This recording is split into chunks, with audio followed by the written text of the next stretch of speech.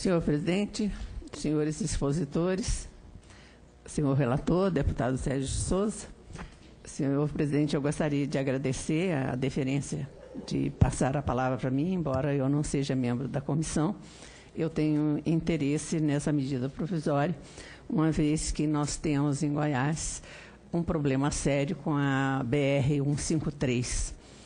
E me parece, eu não sei se essa medida provisória, eu não pude ver todas as exposições, mas não sei se essa medida provisória encamparia também a 153, pelo mapa do ex-senador César Borges, presidente da BCR. A 153 não está contemplada ali. Mas, de qualquer forma, eu me sinto extremamente contemplada com as perguntas feitas pelo relator. Eu apenas gostaria de uma informação maior do TCU. Eu gostaria de saber qual o posicionamento do Tribunal de Contas em relação às indenizações a serem pagas às concessionárias nos casos em que houver a relicitação dos contratos, conforme previsto na medida provisória 752. Segunda pergunta, ainda nos casos em que houve relicitação de contratos em andamento, os senhores acreditam que haveria o interesse de empresa em assumir tais concessões, de modo que não ocorra interrupção dos serviços prestados aos usuários? Por fim, eu gostaria aqui de ressaltar a presença do ex-senador César Borges, que nos deu aqui uma lição de praticidade. Eu acredito que o ex-senador César Borges, durante a sua gestão no Ministério do Transportes, enfrentou grandes desafios e apresentou soluções práticas e que redundaram num sucesso total, como pôde ser visto aqui pela exposição apresentada. Portanto, eu acredito que essa experiência externada aqui pelo ex-senador César Borges é uma experiência que tem que ser levada em conta nessa situação que nós nos encontramos. Em relação a 153, eu gostaria que a NTT pudesse dar algumas informações adicionais para que eu possa me situar do processo já em andamento, buscando uma solução para aquela rodovia. É uma rodovia extremamente importante para o estado de Goiás e que tem provocado acidentes e vitimado várias famílias ao longo do tempo. Nós não podemos esperar um tempo indeterminado para a solução daquele problema, uma vez que há uma expectativa na região em relação a uma tomada de posição, principalmente dos políticos que representam o estado de Goiás, são extremamente cobrados pela omissão em relação ao processo que se deu ali. A empresa concessionária não pôde cumprir o contrato e, o que é mais grave, não pôde manter a conservação da rodovia, e nós somos surpreendidos a cada dia com um acidente gravíssimo na região, onde há uma grande circulação de mercadoria, principalmente de caminhões pesados, que acabam por vitimar grande parte das pessoas que circulam por aquela região. Portanto, eu quero aqui encerrar a minha exposição, a minha intervenção, cumprimentando a todos e esperando que haja uma solução, como foi bem colocado aqui pelo senador, o ex-senador e presidente da BCR, César Borges, que essa solução precisa ser, acima de tudo, uma posição política, porque se nós formos nos ater aos detalhes técnicos apenas, nós não vamos achar uma solução. E, para finalizar, eu gostaria de perguntar ao TCU como é que ele vê essa contradição apontada aqui por César Borges em relação à lei de licitação e à lei de concessões. Obrigada. E aguarda. Senadora Lúcia Vânia, impactado ainda pelo evento de ontem, do Dia das Mulheres, né? E as mulheres provaram que pode parar o Brasil. a força e principalmente pela competência também da senadora Lúcia Vânia, sempre muito atuante.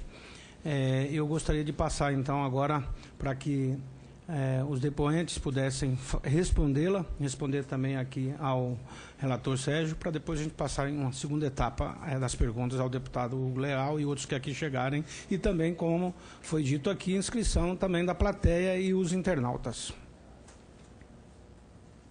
A sequência aqui não tem uma obrigatoriedade, mas vocês podem se manifestar. O Adalberto gostaria, então... Luiz Fernando, representando o Tribunal de Contas, né?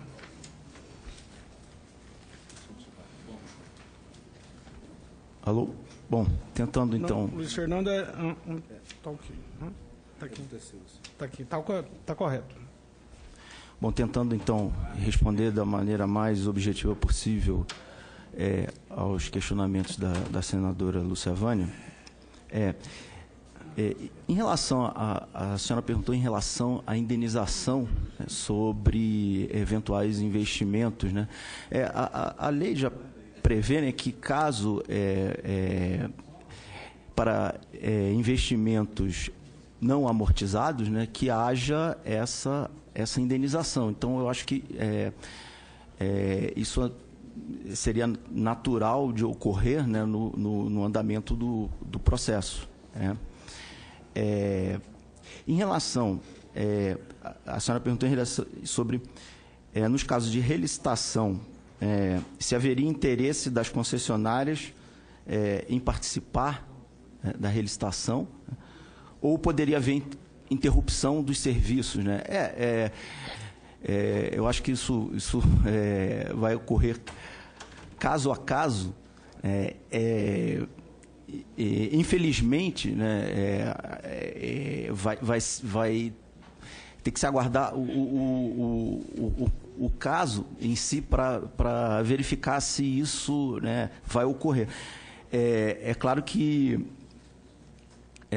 a tentativa, o pior caso seria realmente a interrupção dos serviços, né? Eu acho que a lei deve prever ao máximo e tentar abarcar todas as possibilidades para que isso não ocorra, que seria o mais indesejado, né? Sim. E só em relação à última colocação, em relação a uma eventual contradição, né, entre as leis de concessão e licitação, e aí eu aproveito já e respondo ao ex-ministro César Borges, né, que fez essa colocação.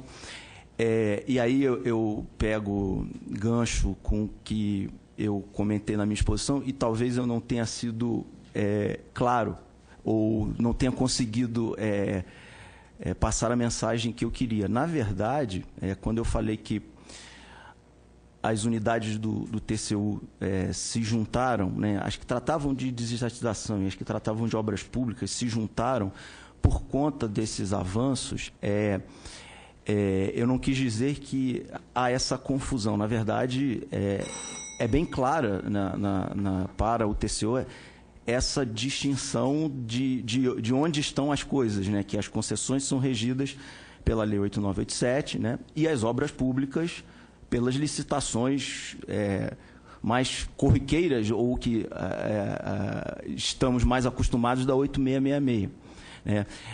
É claro que deve-se considerar que a própria lei, né, 8987, considera que a 866 pode ser, em alguns casos, aplica-se subsidiariamente a 8987. Mas deixar bem claro que não há essa confusão nas análises que o tribunal faz sobre a legislação. Ele tem plena consciência que são coisas distintas, né? E o modo, e aí o principal é o modo de analisar os investimentos, né? São distintos, né? E você não deve utilizar na 8987 o normal da 8666, com um orçamento descritivo, com todos os itens de serviço, porque isso não acontece nas concessões. Então, eu acho que isso é bastante claro. Acredito que tenha respondido.